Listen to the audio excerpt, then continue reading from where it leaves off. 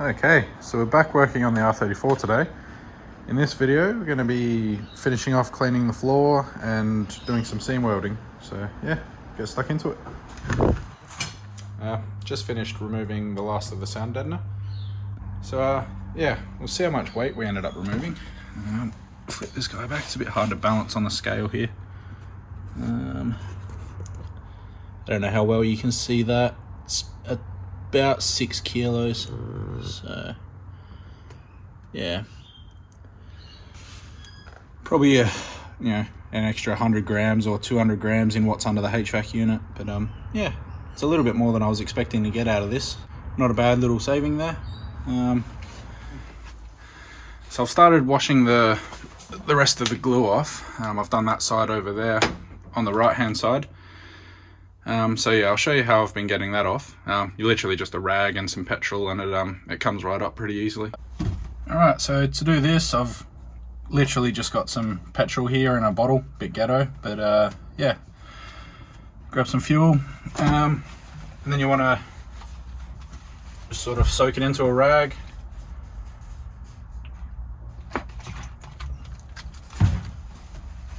You just start wiping down the areas and the glue comes right up. So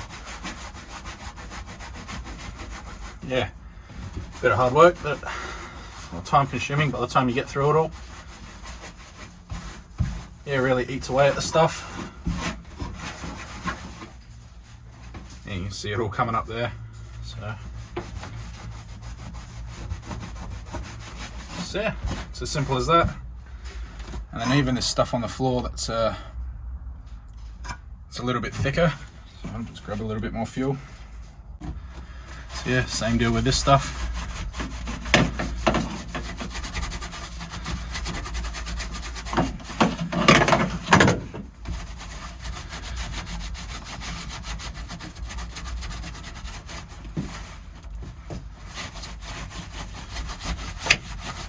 Cool. So most of the glue's up already. So you'll have a few little stubborn bits like these bits here that won't come up from when the bigger chunks are removed. Yeah, if you're patient enough, you can just sort of rub away at them. The petrol will eat them away, or you can get the scraper back out and try and knock them off. So yeah, it's just a matter of a bit of time and effort going over it all, and yeah, it'll come right off. So yeah, I'll set the camera down. I might do a bit of a time lapse here and yeah, see where we end up.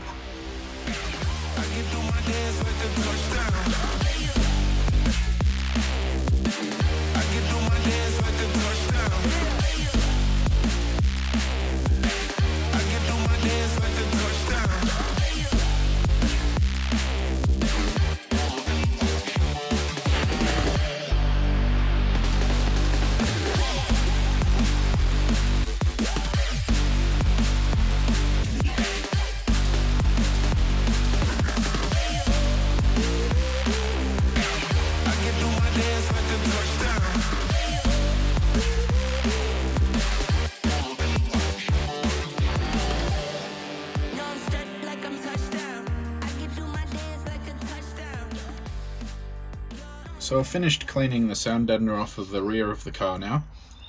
It's looking a lot nicer in here. It's almost ready to start wire wheeling back the silicone and exposing the seams for seam welding. So I know there's probably some people out there that are wondering why go through all this effort, why do this at all. And I guess it comes down to what you want out of the car. This car to me is it's a sports car. It's performance based, and 6 kilos of weight saving for just having removed some goop off the floor. In my eyes, it's a decent little benefit.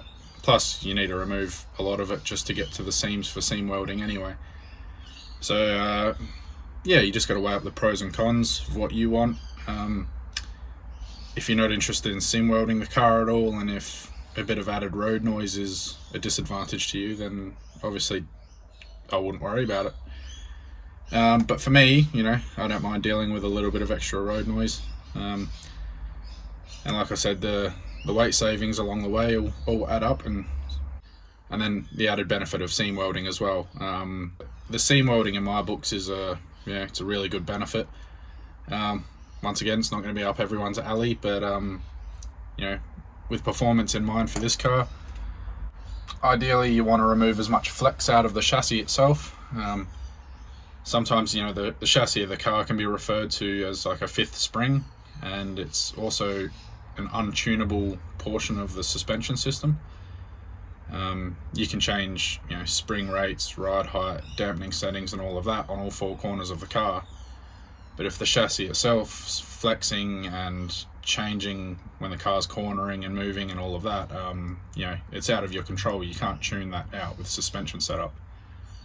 I'm sure most people have tried jacking a car up before from one corner, and then you try and open a door and it's really difficult.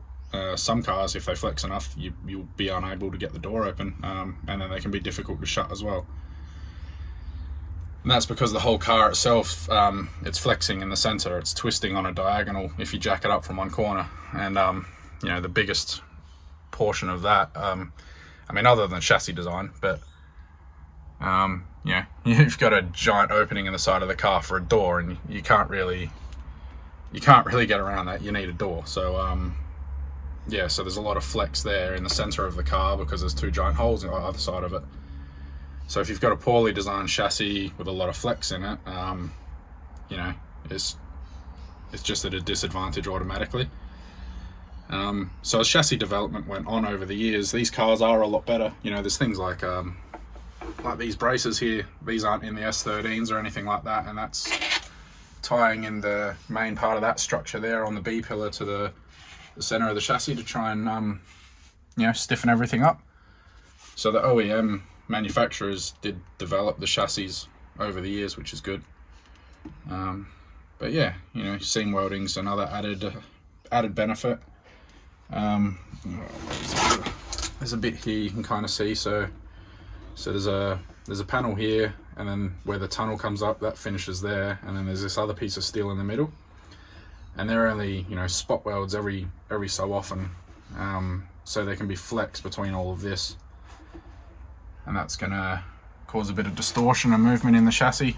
So yeah, the idea of the seam welding is you want to eliminate as much of that flex as possible. So you don't want to, you know, there's no point going over every single seam in the car. It'd just be a waste of time. You just want to do key points. So this car's actually got a fair bit of bracing in it from the factory. You know, this parcel shelf's tied in really well right up to the top of the wheel arches, goes all the way across, ties into the floor really well, and the suspension mounts are right in here, so that's where the struts mount to. So there's a lot of bracing around the struts and the suspension as it is from the factory, which is really good.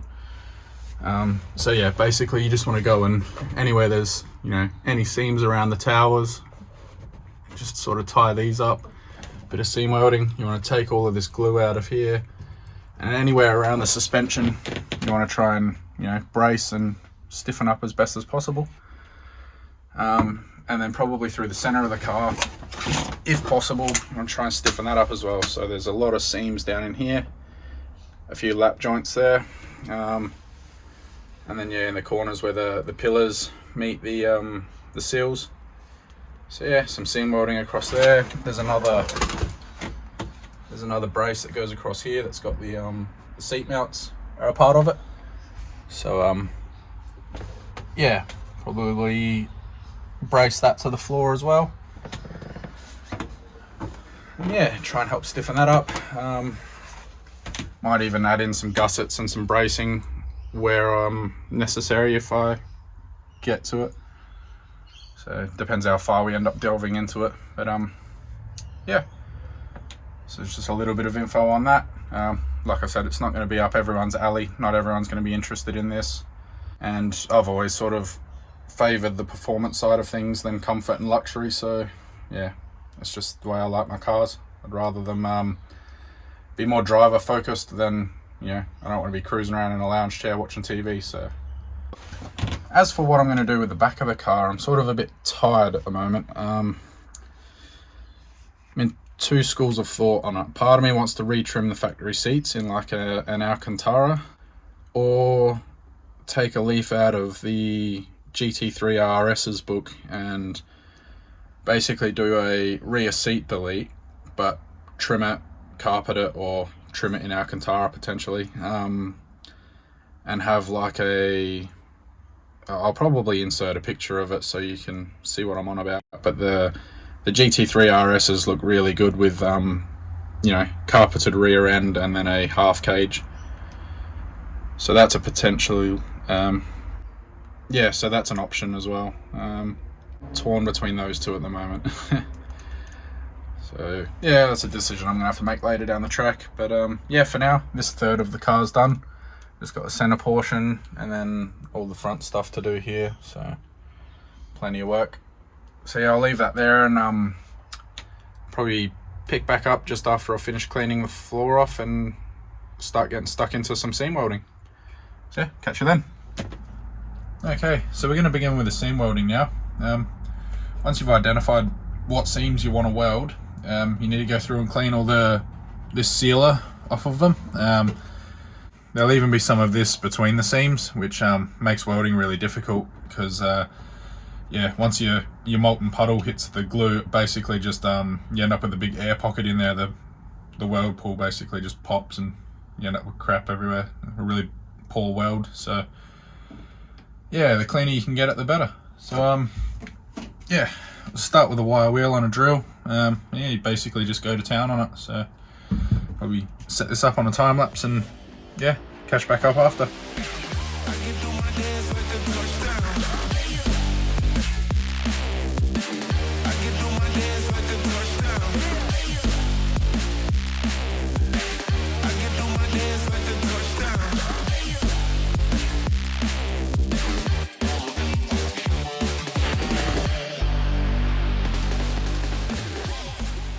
Alright, so we've got majority of that seam exposed now. Well, on this side at least. So you can see there the silicone that's covering that portion still, and then we've got this nice edge here where the two panels meet. So you can see on this portion here there's a couple of joins even. There's a seam running down here, then you've got this one up here, and then up here you've got a couple of intersections. Yeah, I'll probably do that off camera and then pick this back up when we're ready to start putting some welds in. So yeah, see you then. Okay, I've got this center seam cleaned off and ready for welding now. There's a couple of different ways you can go about this. Some people like to spot weld them, so just do like one spot every inch or so. What I'm going to be doing is more of a stitch weld. So you can see here I've marked out 1 inch intervals. So this section here won't be welded. So it'll be a gap, and weld, and gap, and the weld, and then follow that around. And then same over here, gap, weld, gap, follow that all the way down and all the way across. And then I'll probably chuck either a couple of spots on here or do a little stitch in the middle of that seam there. So yeah, we'll get the welder set up and chuck some welds down.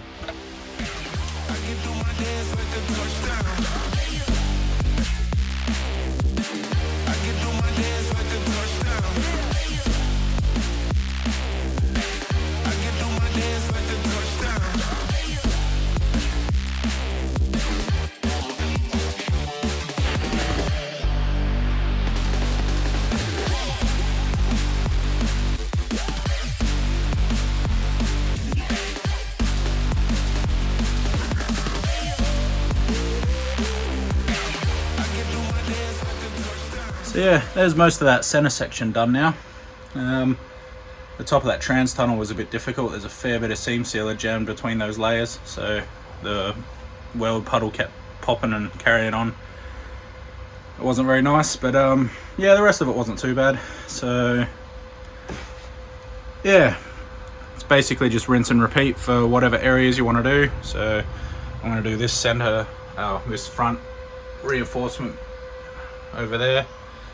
I'll weld both sides of that, and then I'll do the wheel arches, tops of the towers probably as well. And yeah, I mean, I haven't cleaned out the boot yet either, but I'll probably do a little bit around the towers in the boot as well. So yeah, won't bore you with all of that. It's pretty mundane and just rinse and repeat really. So yeah, I'll leave this one here, and we'll pick up on the next video after I finished all of the welding, and hopefully find something else to do. So yeah, thanks for watching, and I'll see you on the next one.